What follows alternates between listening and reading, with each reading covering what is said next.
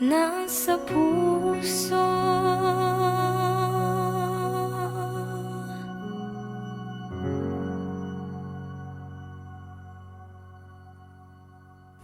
The two siblings, Elijah and Libby Jane, were currently in their living room when their maid came.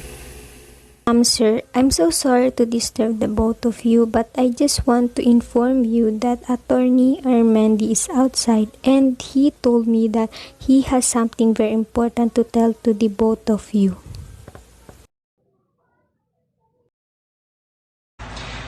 Good day, Mr. Elijah and Miss Libby Jane. Good day, Mr. Armandi. What brings you here? Well, I am here to talk about some legal matters regarding your father's testament. What? Last will? Our father didn't mention anything about that before he died. Your father approached me a few months ago and gave me this paper.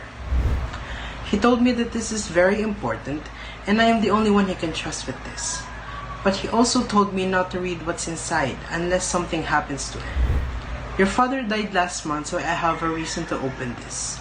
And I discovered that this contains his last will. Oh, what does it say? As you can see, it says here that his children will inherit his properties, inside and outside of the country. Elijah and Libby Jane looked so shocked to the point that they can't contain their emotion. Knowing that their father left an inheritance make them jump into glee because they know that it will be worth millions of pesos. But don't be too excited. All the properties wouldn't only be divided between the two of you. What do you mean? We don't have any other siblings anymore. You have another sibling. Stop saying some nonsense, attorney. How is that even possible? I don't expect this either, but it clearly states here that you too have another sibling, and we already found her. Are you even sure that the girl you just found was our sister? Right. What if she's not? And just some other needy person that wants to get some money from us? We have conducted a DNA test, and she is indeed your dad's child. The two of them were speechless at the sudden revelation. Okay, that's all for now. I will set a meeting for you and your other sibling to talk about how your father wants his assets and properties to be divided. The day of the meeting came and the two siblings were the ones who arrived at the meeting place first, together with their aunties on the father's side. Later on, Attorney Armandi came. It's good to see everyone here. Today, as I've said the last time, we are going to discuss how we will divide your dad's assets into three. And of course, you'll meet your other sibling today too. So this is Shekinah.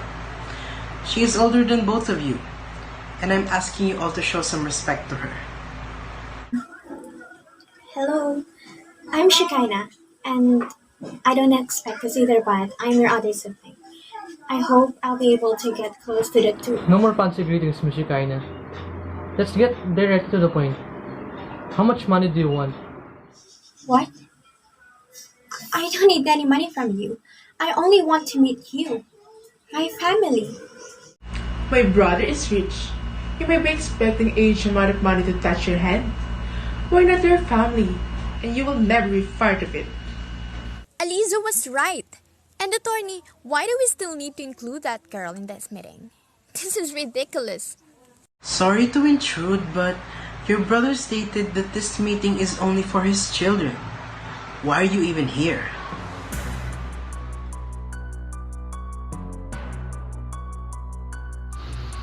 Calm down, guys. Let's talk about it first, okay? But you should hate that girl. She might only be scamming just to get the money. That's right. Who knows where that girl came from? We can't do anything about it anymore. So let's talk calmly. Don't tell me that you feel pity for that desperate woman. I don't, okay? I didn't even say that. I want you guys to calm down.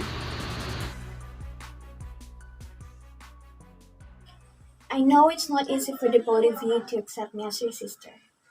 Look, I don't have a family anymore. My mom died when I was a kid, and she hid me from our father. So please stop thinking that I'm only here for the money. I just want to meet my siblings. That's it. And I honestly don't have any bad intentions. Okay, whatever helps you sleep at night, miss. Attorney, can you just talk about my dad's properties that Libby and I will inherit? I know you're all overwhelmed with emotions. It's hard to accept the fact that your father had a child with another woman. But need I remind you that no matter how much you oppose, she is your sister. And she has a part in your dad's fortune. It is in the law. She has her rights. She has the right then. But how much money will she get from dad's heritage? Since it was stated in the law that an illegitimate child is entitled to 1/2 of a share of a legitimate child, therefore, to more than 100 million pesos that your dad left, she will have 20 million, and both of you will have 40 million each. Why does she need to receive that huge amount of money? Didn't you hear what I said earlier, madam? No matter how much you disagree with all this, you need to deal with it. Well, how about us? Does our brother don't leave anything for us? We are his sister after all. Okay, I don't want this conversation to get too much long. We will just agree with what that last will, testament, and law states, as long as after this, that girl would leave us alone. Why are you being like that? We just met now and you're acting like I did something terrible to you. As I've said earlier, all I want to do is to meet and be close with my dad's family. Is that hard for you? Are you stupid or something, lady? If you're in my shoes, do you think you'll act cool if out of nowhere someone would come and tell you that she is your sister? I understand, but Sorry to tell you, but the thing you mentioned earlier, that you want Shekinah to get out of your life after she got her money, that's impossible because first of all, your father has another letter saying that What do we need to do? you all need to stay in one house for 3 months to get his inheritance. The first 2 weeks living with their older sister was a disaster. They fight on every part of the house. While Shekinah is a girl who's prim and proper, Elijah is his complete opposite. The reason why Shekinah always took the initiative to clean his mess. Libby Jane then started to notice that his brother, Elijah, was being such a burden to her sister. You're being inconsiderate. Don't you have any conscience? What? I'm not even doing anything. I know what you are doing, brother. You're treating Ate Shekinah as your nanny. Huh? Since when did I tell you to call her Ate? You're older than me, but you're acting like a kid. stop it, guys. There's no point in fighting, okay? You won't understand both sides if anger takes over your mind. Now, talk calmly. You should say sorry to her. Grow up. I'm sorry for acting that way, Ate. It's alright. It's not that big deal anyway. I just want you to accept me in your life because whether you like it or not, I'm going to be with you here in the present and until my time ends. I already accepted you. I don't know if Elijah did it too. Just give me some time, okay? I don't want to rush things, and that revelation is such a big thing for me to swallow. So, give me a little more time. Years passed by. Like a wind, Elijah was the one in charge of the company his father left inside the country. He finally accepted everything, while Libby Jane manages the properties out of the country. Shekinah spent time bonding with her siblings years ago and is now traveling the world. Who would have thought that after their disastrous past, everything turned out pretty well?